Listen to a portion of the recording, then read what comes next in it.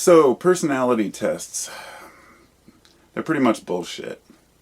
And I know to make a bold statement like that, it's going to come across as arrogant or uneducated or condescending towards those who want to believe that they understand their personality type and that it's helping them in some way. So I should probably kind of define where I'm coming from here before anybody gets all upset about what I mean by personality types.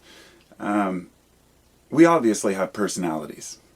This is pretty obvious when you talk to people.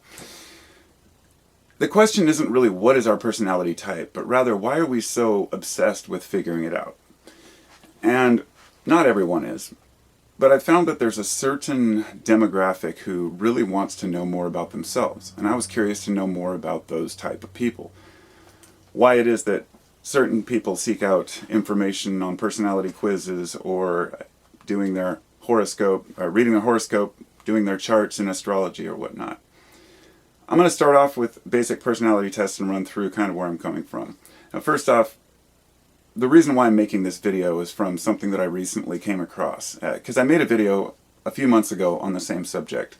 Since then, I've come across the Enneagram, which people have pointed out to me several times, but I didn't really want to put too much time into researching it. You may have seen it. It's somewhat looks like a pentagram, but it's a open star inside it's a circle with several lines in it. It somewhat looks like a star. And there are 9 points. And you supposedly fall within one of these 9 traits or personality types. Now, it's become quite popular in many circles and extremely popular in religious circles, which is what I found fascinating, because often Christianity dismisses anything that seems heretical or occult or, astrology based. But they seem to have taken this one as something that they can use within the religion. Now, the reason why is because our desire to know who we are crosses boundaries of all different cultures, all different religions, all races. And I think that the most fascinating thing is that we can't determine really who we are as individuals. We can only see ourselves from a certain point of view.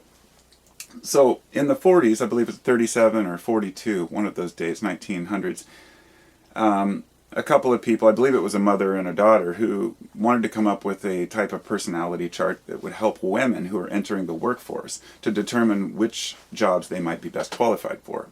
And they came across with this is a type talk. It's a book about this. The 16 personality types that determine how we live, love, and work. It's called the Meyers-Briggs type indicator, or the MBTI test.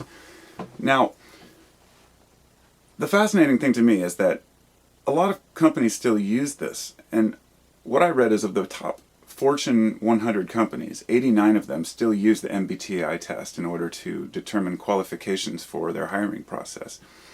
And I find this pretty absurd, but I can understand how some aspects of it might be useful. In other words, openness, agreeableness, understanding whether a person works well with others is important. So I'm not dismissing that there are types of personalities. What I'm dismissing is the fact that you can read a chart one day and determine what you are, and you will carry that title for the rest of your life. In other words, there have been studies done where people take the MBTI 5 weeks later, and over 50% of them score a different assignment as to their personality type. So I don't want to go too much into the Myers-Briggs test. I want to pretty much cover as much as I can in a short period of time. I find that the Myers-Briggs test has now, of course, been dismissed by a lot of psychologists, psychiatrists, a whole variety of different groups of people. That doesn't mean that the people who want to believe it are going to care if there's evidence against it. If you find that your personality resonates with you, you're going to believe that often. And it's interesting because we do change over time.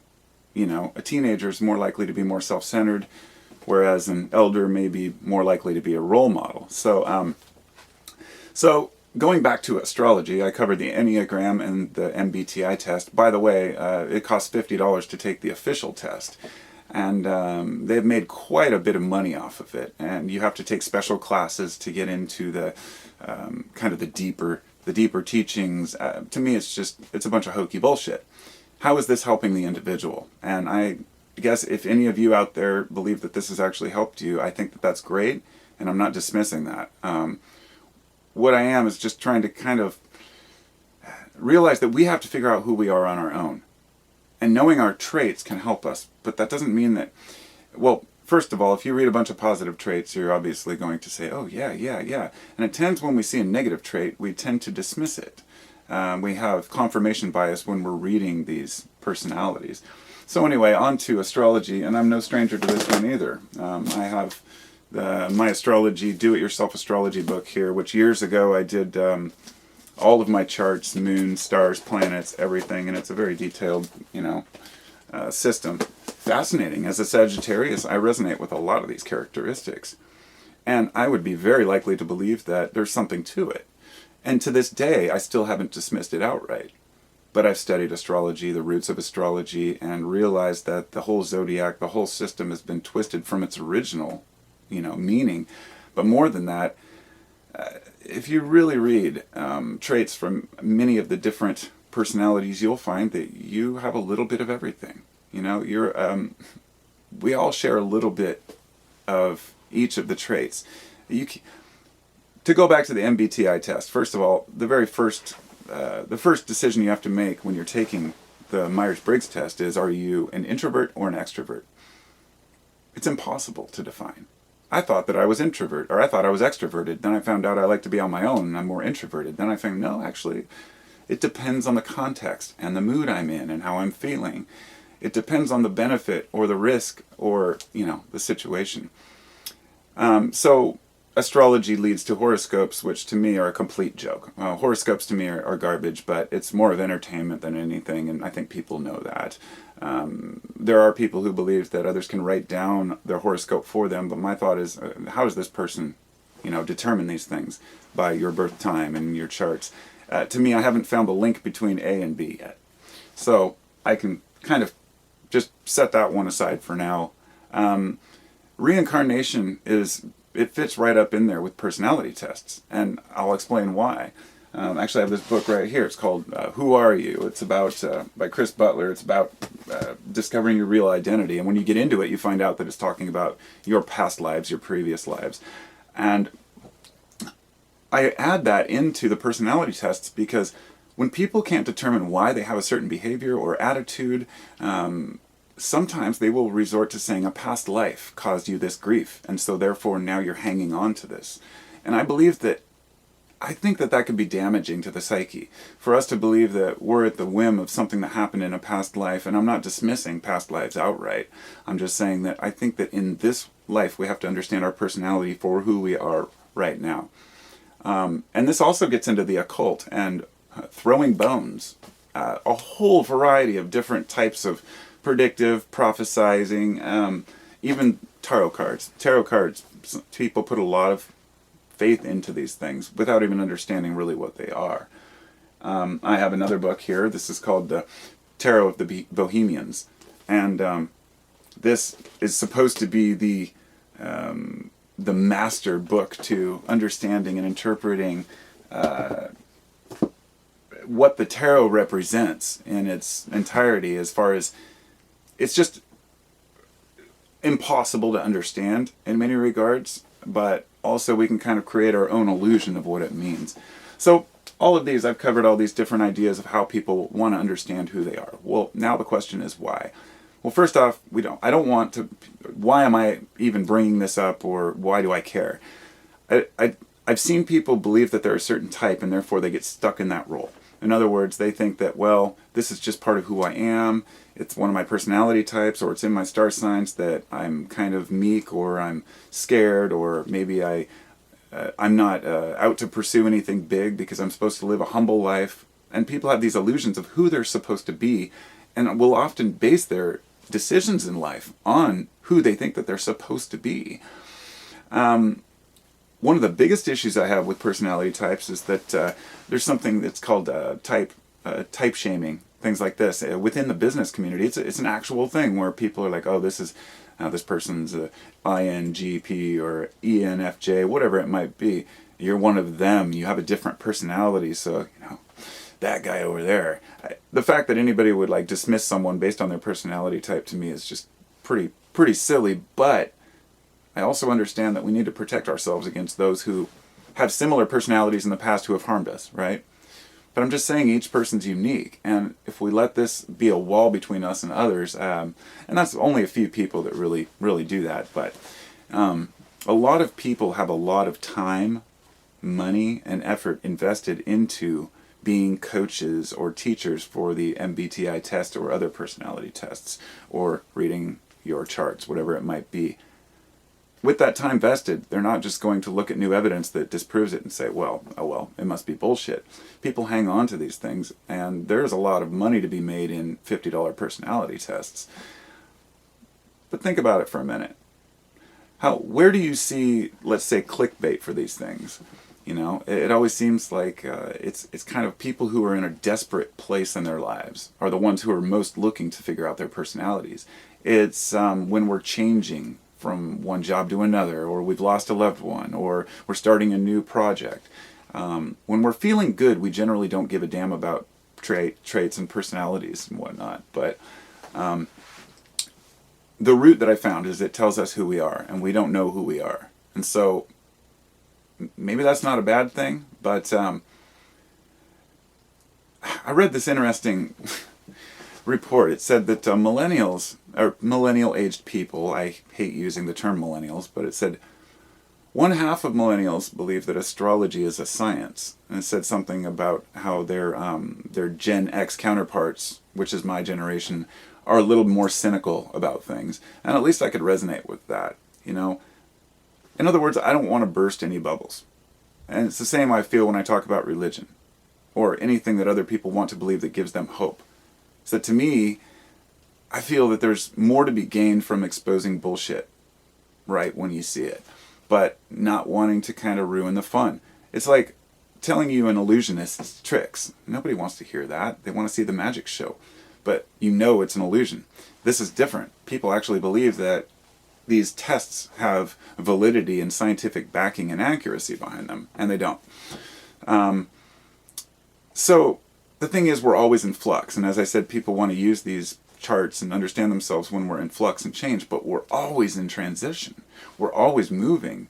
You know, the kind of person I was when I was a teenager, you know, maybe I was bold and self-centered, or maybe I was arrogant, and I learned a lot of humility over the years. I'm a different person from who I was. But here's one of the most interesting things, is a lot of these tests, even the MBTI test, is derived from Jungian philosophy. Carl Jung, he had some fascinating ideas. But the guy had some, let's just say that he wasn't exactly scientific in his approach and rigorous on a lot of these things. He had some wonderful theories. Him and, Freud and Jung both just had some wild ideas that seemed to be almost embraced as fact, you know. The old "tell me about your mother," you know, or saying that every single thing we do is for sexual or our primal desires. That, so far, I haven't seen that helping us. In other words, trying to define why we do things doesn't really help us understand who we are. But like I said, who benefits from the tests? It's interesting. The military, large corporations, and colleges even used to use these for admissions. And they still do use different types of tests. They have you write an essay about why you want to go to college there and whatnot. And a lot of these things are based on personality. And I don't know. It's something I just wanted to cover. As I was reading through to it before I made this video, I was reading an article, and I came across this other ad on some mainstream news channel that said, new study discovers that there are 4 types. It's a new scientific study that discovered there were 4 personality types. And the 4 types were average, reserved, role model, and self-centered. And then it went on to say, well, when you're young, often you're self-centered, and the older generation tends to be more of the role models, as I said before, so you're going to change over time. The idea that you can say 4 personality types is just absurd. But I would say, to conclude, there are what they call the Big 5, and these are some of the personality traits that can determine your success or failure or likelihood to to get where you want to be or to succeed in interacting with people. And the Big 5 are openness, agreeableness, extraversion, neuroticism, and conscientiousness. I don't really think we have to define these in a chart or a system. I believe that anything that's really to determine who we are should be free and open source, if you will. But the reason why these tests cost not just money, I mean, there's plenty of free tests out there, but really they just want you to register so they can get all your information. I mean, if you're taking personality quizzes on Facebook, shame on you, because all you're doing is just giving away basically all the information about how you feel in your inner heart and soul. And I guess people don't really seem to care about preserving that as much anymore, but it comes down to, protecting the image of what others might have of us based on some number or letter combination, So if you're a supporter of the Meyers-Briggs test, you feel free if that's useful to you. I'm just saying that I don't think that it really has enough validity or usefulness in my life as an individual. But if I was running a corporation and I wanted to determine whether a person might be a good fit for a position, I can't understand why personality would matter. Absolutely. If you're dealing with customer service, many of these things. Astrology probably had some roots in some interesting things, but I really think that it is, apophenia, seeing what you want to see, looking at the patterns within things and just saying this fits, this fits, this fits, and this doesn't, but I'll just kind of ignore it. Confirmation bias. Tarot cards, throwing bones, horoscopes, all that stuff, I don't know. The Enneagram, though, should leave on that note, since I know a lot of people out there who watch this might say, well, the Enneagram is, totally valid. Perhaps I need to study it a little bit more, but the evidence that I've found says that nothing on there is really, conducive to real-world applications. But those are my thoughts on it. Let me know what you all think, because I do care, and I'm curious to know why people are so fascinated with letting others tell them what their personality type is.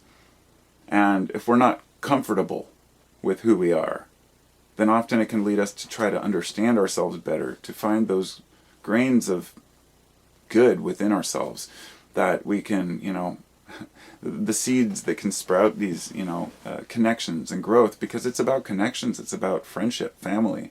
And we want to be understood, we want to be accepted, and if we're not accepted, then we wonder what it is wrong with our personality, and we've all got flaws, but they can't be jotted down in four letters, or 10. So I'll talk to y'all later. Thanks for listening, and be well, my friends.